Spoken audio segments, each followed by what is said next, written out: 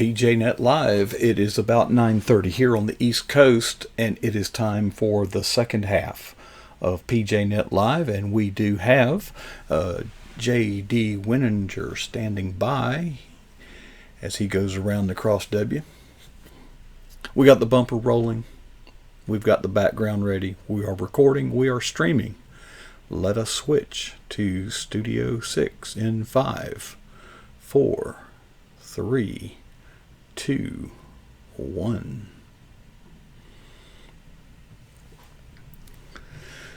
Well, welcome back to Part 2, PJNet Live. And if you think Part 1 was great, well, it is not over. We will continue Part 2, and every week on Thursday night about this time, we go around the cross W.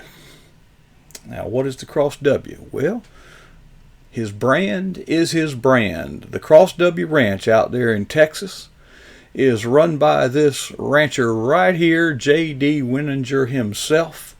And not only is J.D. a rancher, he's a brilliant defense what do you call him, people? Consultant. Yeah, consultant. He's a writer. He's a blogger. He's a social media icon, a megalomaniac, and what else can I? And folks, you don't know I'm this, looking but for someone behind me, Coach. We talked about chili last night, and JD, you sent me a thing about a chili cook-off, and I laughed so hard. I mean, I was passing gas, and my side was hurting, and everything. It's hard to get any work done after that, But anyway, we take our chili pretty serious here in Texas, Coach. It's a culture. It sure is. And anyway, special welcome to the folks in the chat room at patriotjournalists.com. Glad to see. It's a great place. In fact, you hang out there. Yes, sir. Just enjoyed listening to Mr. Campos there for about 20 minutes. What a well-heeled young gentleman. Smart, knowledgeable, and unashamed. Boy, he's proud to talk God with you. I love that about this young man. He ain't scared. Yeah, we anytime your life is threatened, if you're a Christian, he's built say like you a can't. tank. That helps. I know. Yeah. Folks, you can't kill a Christian. You can only change their address. Okay. Let's see, your blog at jdwininger.com. Let me put that on the screen because the way I pronounce it and the way it's spelled may not be exactly right, but there it is, jdwininger.com. You touched on a subject yesterday. By the way, I've done a lot of those international missions, and I have nothing bad to say about them. But let me tell you a truth. No, sir. I better let you talk, but you got to give me 4 minutes to tell this story about when I came back from my first international mission trip. But you point out that your mission field may not be far, far away. Very true, Coach. When we think of missions and we hear of the word missionary or missions trips and things, we think, well, we got to go to deepest, darkest Africa, or my eldest brother, Richard, was head of the missions with Agape Ministries in the Far East. He was based in Taiwan for, I think, 35 years and spent a lot of time smuggling in and out of China and doing different things. So we think of that when we think of missions. But quite honestly, what God showed me a few months ago is, Jim, what you do right in your little community of Cooper, Texas, is a mission, because the purpose of missions is to further my kingdom, to show my light in this world, and you need to, as Paul used to put it, you need to bloom where you planted, boy. And I'm sure Paul said that. Don't be ashamed of that. Well, if he was in Texas, he'd have said it that way. If Paul were alive today in Texas, that's exactly what he would have said. I think back then he said something to the effect, I have learned to be content in whatever. So anyway, if when you meet people and they ask you the question, what do you do? If you're a Christian, you could factually answer, I'm a missionary. Yes, sir. Yes, sir. We're all called to serve. Yeah, we're all called to service. So really, the question isn't are we missionaries? The question really is just how good of a grade are we making in our test. Yes, sir. How committed are we to furthering God's kingdom? Uh, do we save that just for Sunday mornings? Because boy, I tell you, I clean up good, Coach. And if you put a tie on me and slacks and let me shine my shoes, I'll come in looking pretty sharp and dapper. But if that's the only time that people see Jesus in me is when I'm glad handed, my church ladies, I call them, then what kind of impact am I making for the kingdom? I'm just a jester in the king's court at that time. I'm just playing Christian. Uh, my impact doesn't happen at church on Sunday morning or Wednesday evening, Coach. Uh, our impact as a Christian has got to happen every day in every place. Whether that's a checkout line at Walmart or that's not pointing out how stupid the driver is that just passed you on the right, and just letting those things go and not giving your way to anger and things. Uh, Looking for the opportunities that the Holy Spirit brings you and not being afraid to accept those. That's how you make an impact for the kingdom, Coach. I'll tell you a story.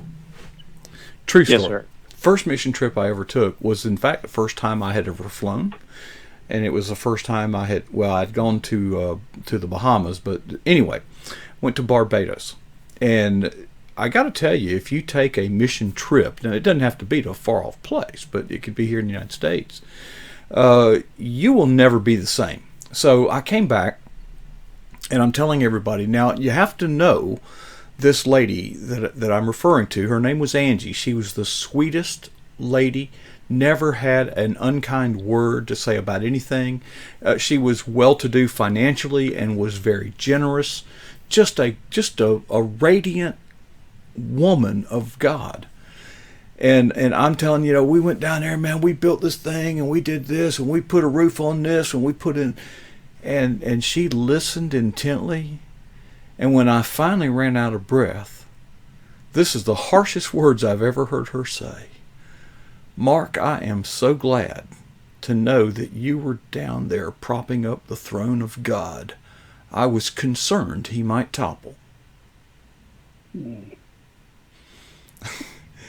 Folks, you can work and work and work and work, but our mission, our calling is to labor, but you can't work enough to earn the favor of God. Awesome. Well, I was putting points on the board, brother. I was doing some good stuff for God. Sure, yeah, but it's not what we do, Coach. I believe it's the spirit or the way in which we do it. If we give freely, or if we help somebody, but we do it begrudgingly, who is that honoring, Coach? Mm-hmm. We're honoring ourselves. Oh, look at what a good guy I am, and things. Versus, I hope you see what God has done in my life, that I'm willing to trade some part of my life for you to help you. Isn't that what we're supposed to do as Christians, Coach? It is, JD, and I've been to these, conferences, evangelism conferences, and they have the little breakout groups, and you're in the group, and they got the whiteboard up there, and they start out trying to you ask questions to get people engaged, get them talking, kind of warm them up, and they say, what are some of the hindrances to us, sharing Christ with others? And they say, well, I just don't feel I have all the knowledge I need. And they say, well, some I just don't have the opportunities, that I need, and some of them say, and when and I sit there biting my tongue, and I waited for it to kind of die down, and I said, erase all that and just put I'm a coward. Well, sir, there's some truth to that. I just sitting here thinking, I bet the Jewish people are sure glad Moses didn't think that way, Coach. Yeah. Yeah, Mm-hmm. and that's kind of where I was back in October. They invited me up and said, we want you to sit on this board and be a part of this, and I'm going, great, love to. I love working with these people, just a godly family, and just have become wonderful friends. But then I got the list of who all was going to be there and presenting and different things, and I've got the fella that wrote the Thompson Chain Study Bible, and I've got a gentleman that digs wells all around the world. And I've got a man and wife who just leveraged everything in the world in India, outside of Jaipur, to open up a school for what they call the rag picker children. These are the children that live in the boxes next to the city dump.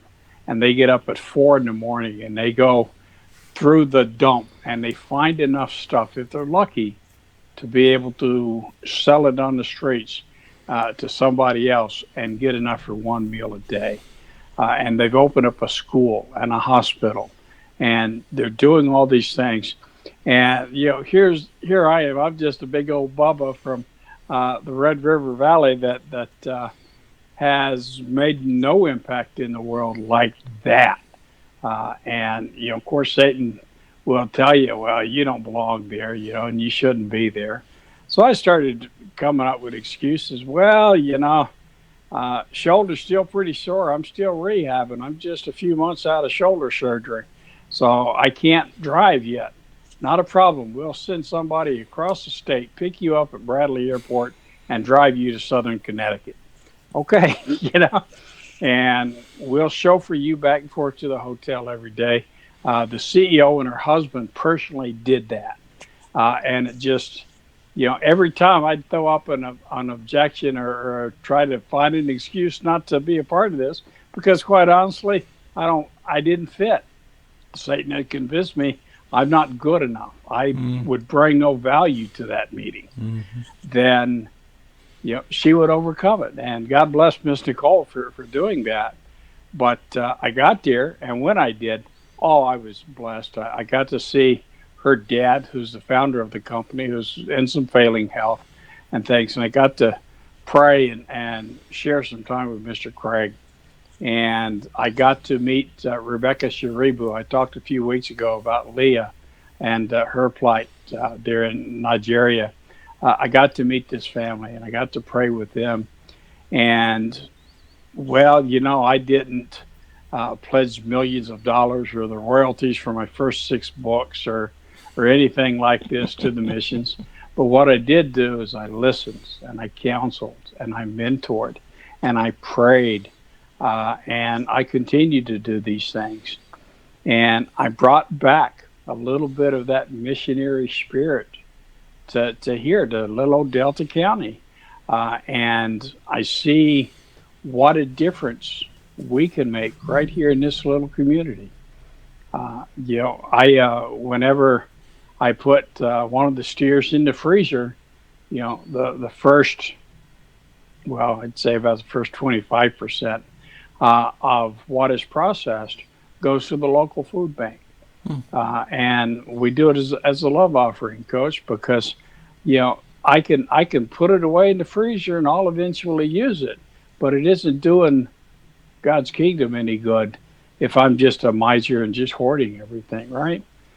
We've got to share the blessings that God gives us. He gave me those cows. He gave me a healthy calf 18 months before I processed it, right, Coach? And you've got to pay him back for all his blessings. You have to pay it forward. Does that make sense to you, Coach? It absolutely does. And, just looking at you, you don't look like you've missed too many meals. You'll be all right. Oh, no, sir. I can promise you that. Yes, sir. You'll be all right. Yeah, I'm a good 5 meals a day guy, so I got no problem. There's something that happened the other day on social media, and I'm probably going to say it wrong, but I hope you'll know what I'm talking about. Footprints of God. Did you see that? Well, sir, can I share that little story with the folks here in the chat room this evening? I hope your memory Uh, serves you better than mine. I was hoping you knew about it, so well, because I'd have my botched it. my blog post, my missions field, came out yesterday on Wednesday mornings, like it always does each week. And I had a dear gentleman that started following my blog recently, and I appreciate every subscriber. But when they comment on a blog, it adds value because then it becomes a community, and we're sharing with one another, we're lifting one another up, and it makes all the difference in a blog post. But this particular gentleman is a fellow author. I believe he's out of Pennsylvania. But and I'll paraphrase the way that he said this, but he said, "May my footprints be lost inside of God's." Hmm. Think about that, Coach. What that is saying is, I am so in sync with God's will. I am following the path that God has set me on in my life. I'm following His plan for my life in such a way that you can't tell where I stop and God starts. Isn't that the way we should all be? Oh my goodness, that hit me this morning, and I get what I call heart hugs, Coach. That's where I call them that because all of a sudden I just feel the intense presence of God in my life, and I'm wrapped in a warm embrace. And when that happens, tears flow, Coach. Now, old guys ain't supposed to cry much, but I do when heart hugs happen. What I've come to realize is that those tears aren't tears of joy or anything. That's God squeezing the world out of me, buddy. That's where those tears are coming from. But that just hit me this morning. I went, oh my goodness, Lord, let me walk that way. Well, I think this dear gentleman is in your chat room right now. Mr. Ben Cooper is the author of that quote. And I sure love it. I cherish his words, his counsel to me, because it really showed me what kind of a heart this young man has. I shared it on Facebook and on Twitter. And our friend Ken Edwards, you remember Ken from a few weeks ago on a Hmm. Monday night, I think it was, Coach. And he picked it up. Of course, his book is My Footprint for God. Hmm. So, boy, that just fit like a glove with Just Mr. Ken. yep, just like So, that. so Yeah. we've started a hashtag, Footprints with God. And I can't wait to see where God is going to take that in the future. But yes, sir, that's a special moment when a blogger, when a writer can see the impact that something I said had an impact on Mr. Ben.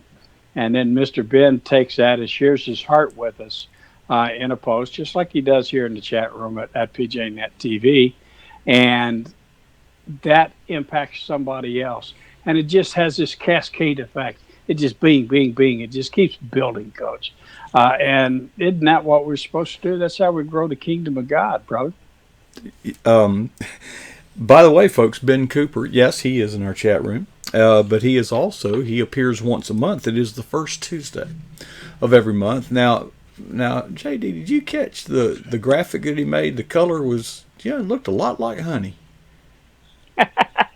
Yes, sir. I kind of noticed that.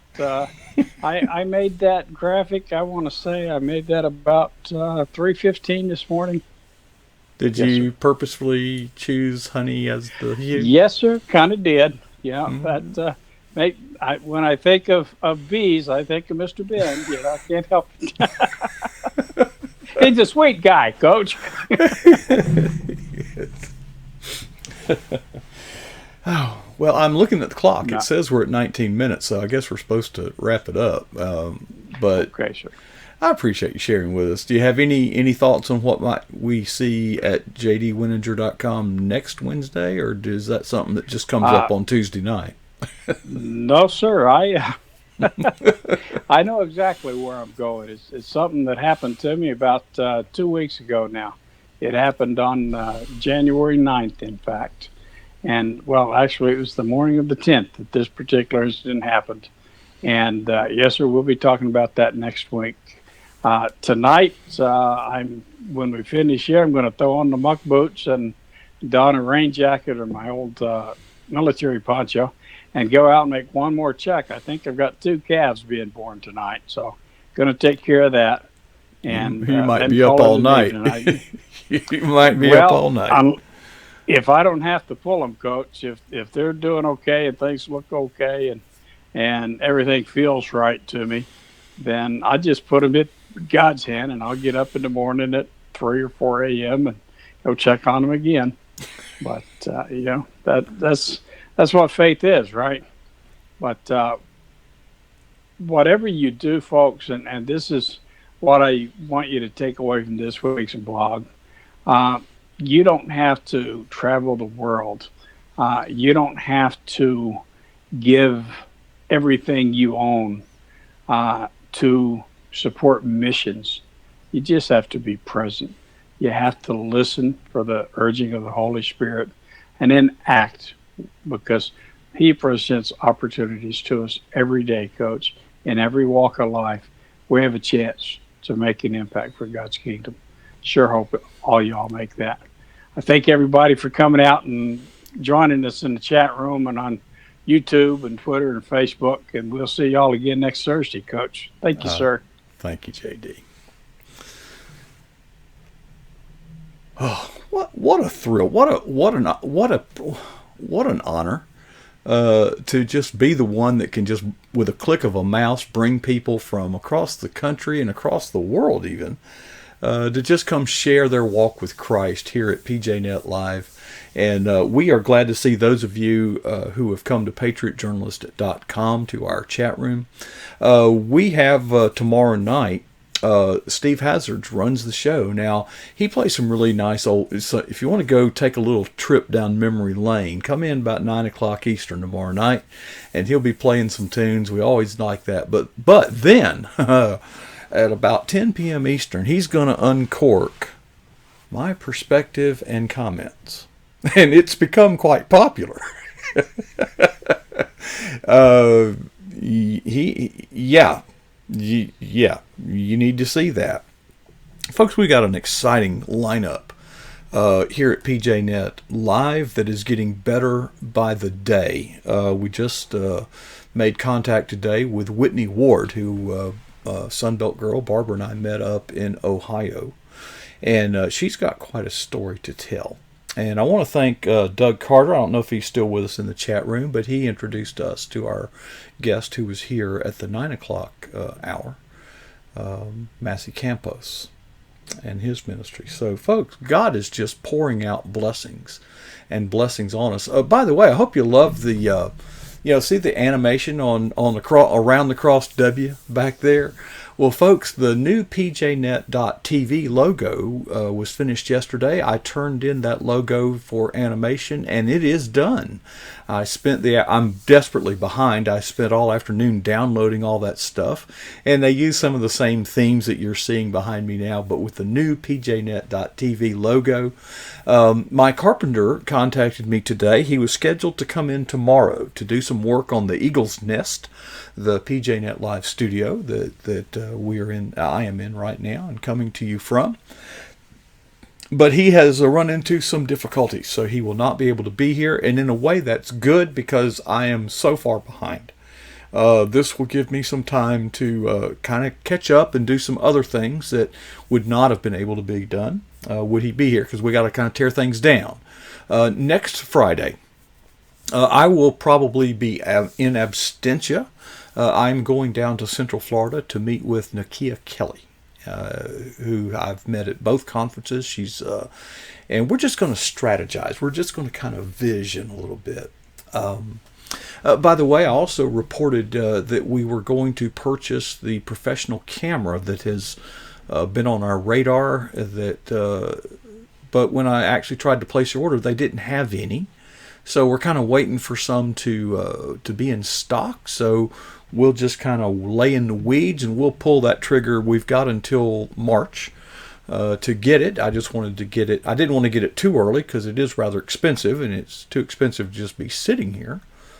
In fact, it'll be the most expensive thing we've got so far, other than the building that we're in, which is actually a barn, a utility building. That you drive by those places, no credit check. I thought, that's me. I'm going to dive in there.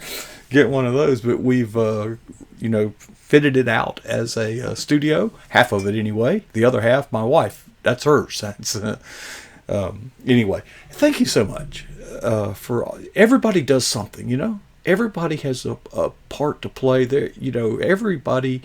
There's a place for you here on PJNet Live, because see, it's not about PJNet. It's about advancing the kingdom of Christ. And he says the body has many parts, and I'm just grateful for each and every one of you and the part that you play in this. And I'm going to have to get to work now, but I will leave you with 2 questions. What's the boldest thing you've ever done for Christ? And when exactly was that? Don't let yourself be satisfied with either answer.